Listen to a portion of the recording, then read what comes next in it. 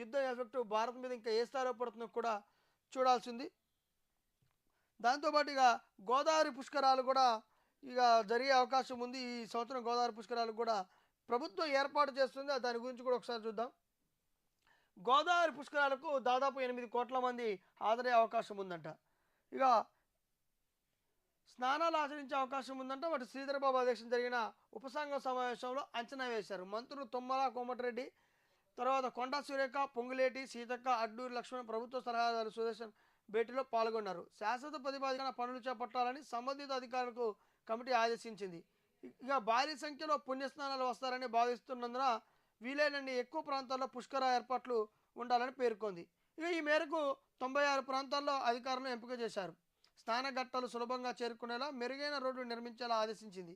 ఇక వానాకాలం పనులకు ఇబ్బంది కలగకుండా ఈలోపే పనులు పూర్తి చేయాలని ఆదేశించింది. ఈ నెల చివరి నాటికి డిపిఆర్లను పూర్తి చేయాలని పేర్కొంది. ఇక 9 ప్రాంతాలను తొలి విడత అధికారులు ఎంపిక చేశారు. సమన్వయ లోపం తలెత్తకుండా గోదావరి పుష్కరాలకు కూడా నిర్వహణ చేయాలని అటు టీజీ ప్రభుత్వం సన్నాహపడుతుంది. ఇక టీజీ ప్రభుత్వం తెలంగాణలో గోదావరి పుష్కరాలకు ఏర్పాట్లు ఇప్పటి నుంచే సంసిద్ధమవుతున్నాయి. ఎప్పుడైతే జూన్లో జరగబోతున్న ఈ గోదావరి పుష్కరాలకు దాదాపు 8 కోట్ల మంది పుణ్యస్నానాలు ఆచరించే అవకాశం ఉన్నట్లు కూడా సమాచారం ఉంది. దీంతో పాటు దానికి సంబంధించే మంత్రి శ్రీధర్ బాబు అధ్యక్షతన ఉపసంఘం ఏర్పాటు చేయడం జరిగింది. దాంట్లో అటు మంత్రి కోమటిరెడ్డి, పొంగిలేటి, కొండా సురేఖ, దేవాదాయ శాఖ మంత్రి అయిన కొండా సురేఖ వీళ్ళంతా కూడా ఒక మీటింగ్ ఏర్పాటు చేసుకొని దానికి సంబంధించి ఏర్పాట్లు ఇప్పటికే డిపిఆర్కి సంబంధించి ఏర్పాట్లు కూడా స్టార్ట్ చేసినట్టు తెలుస్తుంది.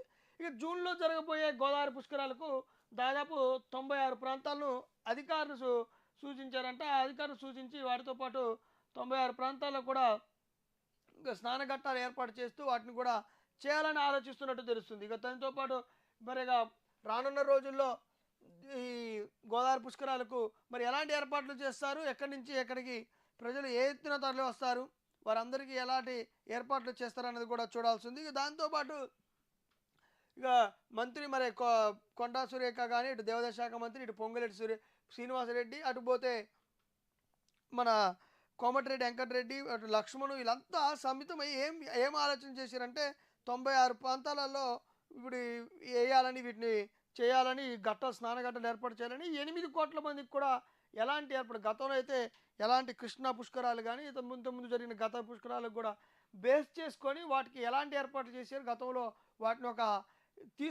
వాటిని ఒక మోడల్గా తీసుకొని కూడా మళ్ళీ గోదావరి పుష్కరాలు ఏర్పాటు చేయాలని చూస్తున్నారు. మరి గోదావరి పుష్కరాలు జూన్లో జరగనున్నాయి కాబట్టి ఎలాంటి